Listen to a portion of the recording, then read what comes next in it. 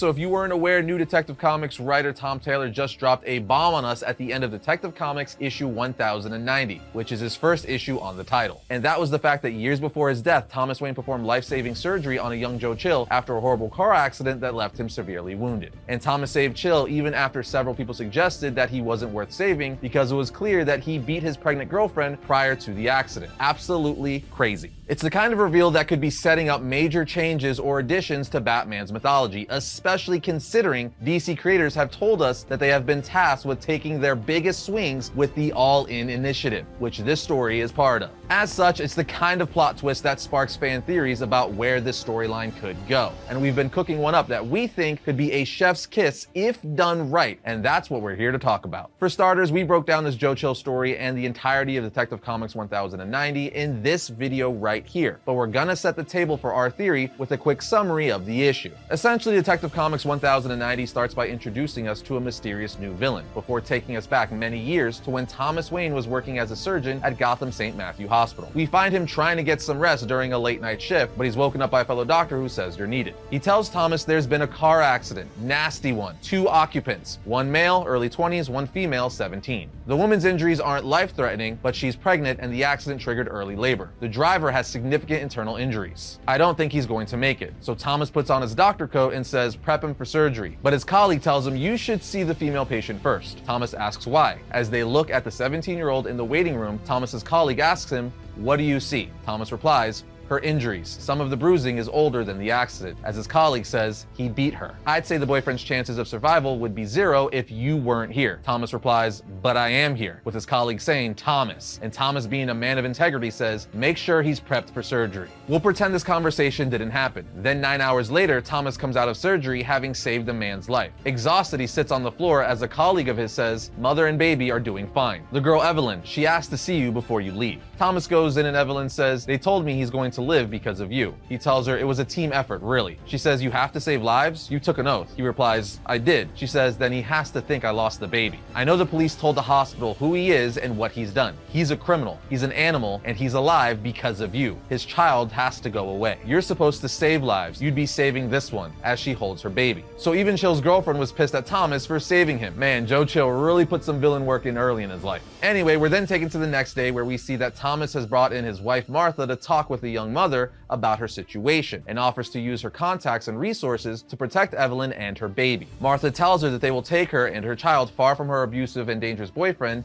and cover the cost, so they never have to worry about him again. Now, at this point in the issue, the boyfriend's identity hadn't been revealed yet. It's actually on the last page of the issue that we learn that Thomas Wayne saved Joe Chill. It comes when Chill wakes up and becomes violent, prompting Thomas to look at his chart and say to the nurse, "I've done all I can for him. The monster could be someone else's problem. Tell security we can discharge Joe Chill," which is already a really well-written foreshadow. First off, the fact that Thomas Wayne unknowingly saved the man that would end up killing both him and his wife in front of Bruce, sending his own son down that path to become Batman, is just crazy. Like, really just think of the implications of this one decision Thomas made. If he would have let Joe Chill die, as his colleague suggested, then Thomas and Martha would likely still be alive and Bruce wouldn't have become Batman, which is exactly where our theory comes in, friends. Check it out. After Thomas Wayne saved the younger and clearly already deranged Joe Chill, his girlfriend Evelyn was left fearful for her and her baby's life. So Thomas asked his wife Martha to arrange for Evelyn and her baby to be moved far enough away from Joe Chill that he'll never be able to find them. Now, with that new knowledge, our question is, what if Joe Chill murdering Thomas and Martha Wayne in Crime Alley that fateful night wasn't a random theft gone wrong, but rather a deliberate act of revenge after Chill learned that the Waynes took his child from him? Follow me here. What if Tom Taylor slowly reveals through this Mercy of the Father arc that Joe Chill was told that Evelyn and his child died in the car accident, and that's why he became enraged in the hospital, only to find out many years later that he was lied to and that Martha and Thomas Wayne were responsible for hiding them from him? And what if this new revelation led Joe Chill to seek revenge on Thomas and Martha, ultimately leading to him killing both Martha and Thomas in front of their son Bruce in Crime Alley? I mean, come on, can you imagine if that's where the story is going? It would fundamentally change Batman as a character, especially if Bruce learns that Chill intended to kill his parents.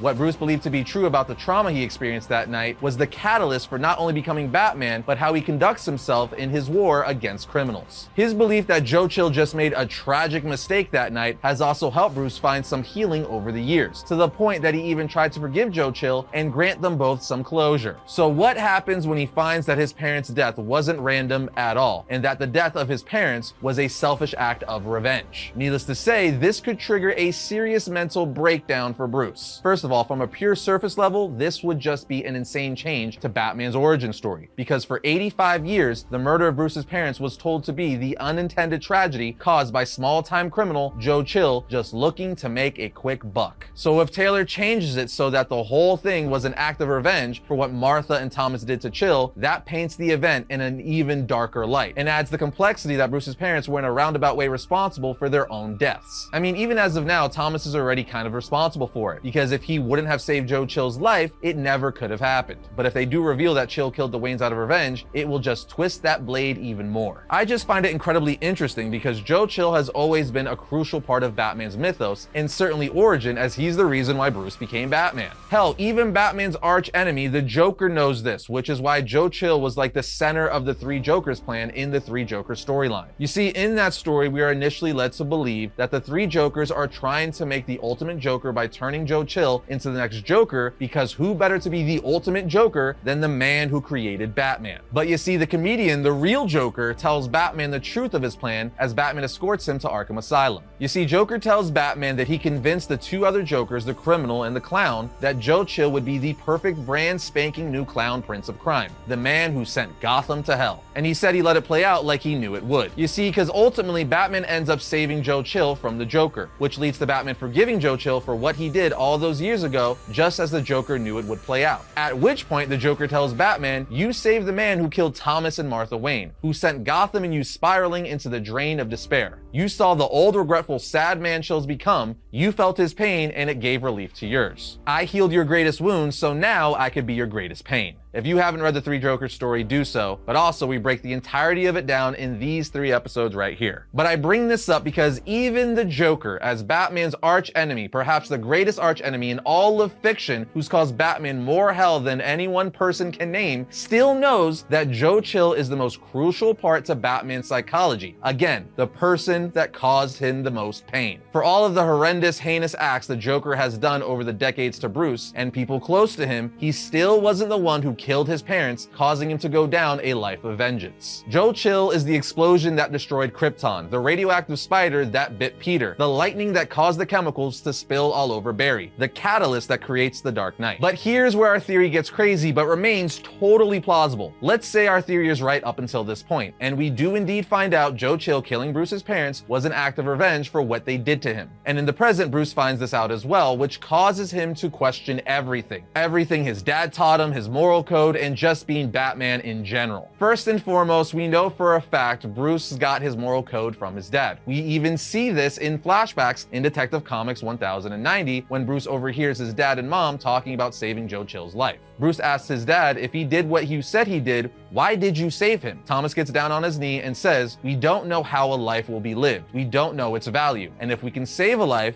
and we don't, what would that make us? You saved the life, Bruce, no matter what." Something that Bruce has taken with him into his adulthood being Batman, which is a massive reason why he doesn't kill. However, the irony in this would be that if when Bruce found out that the man his dad saved ended up killing him years later, something snaps in Bruce and he realizes his dad was wrong and tells himself, if my dad hadn't saved Chill's life, he and my mother would still be alive. Meaning this one revelation would set Bruce down a whole different path, causing him to rethink his approach on how he wars on Gotham, becoming more violent and ruthless. So what if that's how this first arc ends, with Batman borderline snapping, being like, yeah, I've been doing this wrong and my dad was completely wrong about everything? What if he decides that in order to get rid of crime, you have to put it down permanently? Numbing a tumor stops the pain, but the only way to get rid of it is to cut it out. So with this new mindset, Batman goes after the Joker to finally kill him, beating the hell out of all the villains in Gotham, questioning them about where the Joker is. And on the last page of the story, Joker could be the one who confronts Batman Batman, knowing that he's been looking for him, and says to Batman, "I told you it only takes one bad day." This would throw back to the Killing Joke story, where Joker was trying to prove to Batman that he can make even Gotham's best, like Jim Gordon, go crazy with one bad day. And then this could tease the second story in Tom Taylor's run, which could be called something like Batman the Joke That Killed, going off the fact that everything Batman knew and based his morality on was a joke, and because of that, criminals like the Joker will never have a chance to go back on the streets, because once he finds it, he ends it then and there permanently. So again, the second story arc, which could be called something like Batman the Joke That Killed, can revolve around Batman killing the Joker once and for all, and we can explore how he deals with this, how GCPD, Gotham, and all of Batman's other villains react. How they react to knowing that Batman is now willing to cross that line if he has to, which is gonna instill a whole new level of fear into Batman's villains. Now, I know a lot of you are on board with this, being like, hell yeah, but then a lot of you are also like, that's really cool, but how does Batman come back from that? Well, that's the cool thing. I don't think Batman should fully be able to come back from this. One of the biggest complaints people have with Batman is that he doesn't kill the Joker. Most fans give him a pass with everybody else, but a lot of people can't comprehend how he can keep letting the Joker escape and kill countless innocents over and over again. So I think this is a cool finally moment for fans, being like, yes, he killed the Joker. He's willing to kill that scumbag. With this, Batman also learns that there's a balance and he can't just kill any villain. No, he will reserve that for the worst of the worst, like the Joker, the ones that deserve to burn in hell more than others, if that makes sense. Or maybe he just stops at the Joker. Actually, I like that better. Like, initially it gives Bruce some relief knowing he's ended his reign of terror permanently, but then realizes even though his dad's decision for saving Joe Chill ultimately led to him and his wife's death, it doesn't mean his father was wrong. You should still do good even if the outcome for you is terrible, because that's what a hero is, selfless. And they do what's right before all else, even if it'll cost you your life.